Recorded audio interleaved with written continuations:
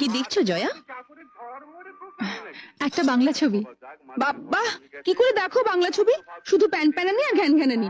আমি তো ভয় দূরদর্শন খুলি না। আমি তো আবার কলকাতা দূরদর্শন ছাড়া কিছু দেখি না।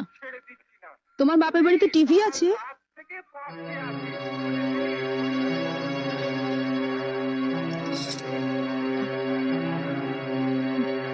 আছে, একটা ছোট ব্ল্যাক এন্ড হোয়াইট টিভি আছে।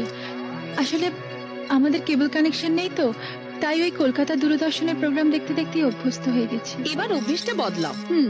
ওটা বন্ধ করো আর কেবল টিভি দেখো। এখন আমরাও তো দেখবো। একটা দারুণ হিন্দি ছবি আছে। কি ছবি? হাম আপকে হ্যায় কৌন। ও, ওই ছবিটা তো কয়েকদিন আগেই দেখিয়েছিল, দেখোনি? দেখবো না কেন, দেখেছিলাম। কিন্তু ও ছবি যতবারই দেখো পুরনো হয় না। আর মাধুরী দীক্ষিতকে দেখে তো মন আর ভরে না, তাই না দিদি? যা বলেছিস। কিন্তু মাধুরীকে নিয়ে ওসব কথা তো ছেলেরা বলে। মেয়েরাও বলে। তবে তুমি অবশ্য বলবে না, তার কারণ তুমি তো নিজেকে মাধুরীর থেকেও সুন্দরী ভাবো।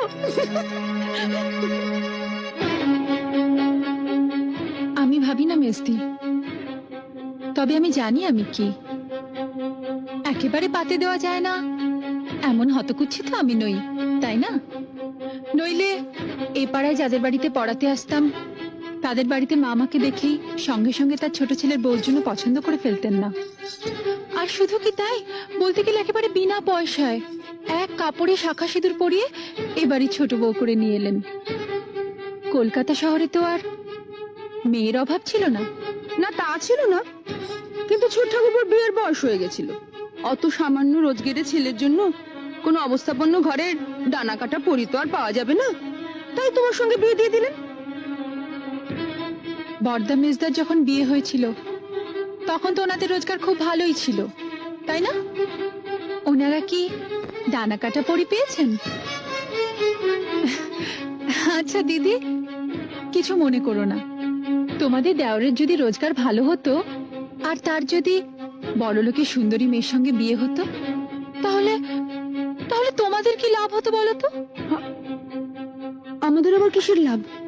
ও মা, তাতে যদি তোমাদের কোনো লাভই না হলো, তাহলে আমি যেমন আমাকে তেমন ভাবে মেনে নিতে তোমাদের অসুবিধা কিসের? আমি তো তোমাদের বাড়া ভাতে ছাই দিতে আসিনি, বা আমি জোর করেও আসিনি।